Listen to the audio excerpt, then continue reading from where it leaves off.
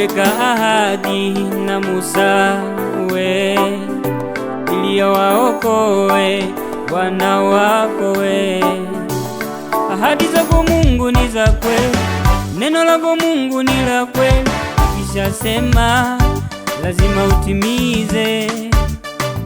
Ahadi zako Mungu ni za kweli, neno lako Mungu ni la kweli. Ukishasema lazima utimize. Oh, your promise is true, your promise is true. Yes, I believe your promise is true, your promise is true, your promise is true.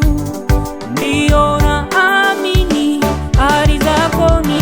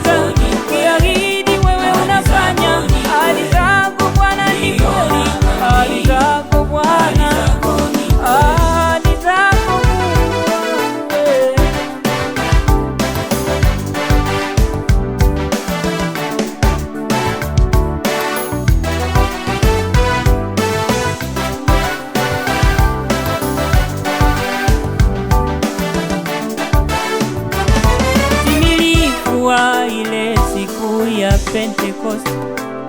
Uliongea na wanafunzi wasitoke hapo mpaka wapokee ile ahadi yako, ahadi ya Roho Mtakatifu.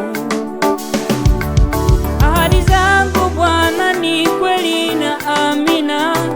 Ukisema unafanya zaidi ya fahamu zetu. Pale mawazo yetu yanapofika mwisho kuwaza, Bwana wewe ndipo unapoanzia. Unatenda makuu yaliyozidi fahamu zetu. Unafanya ya ajabu yanayoshangaza macho yetu.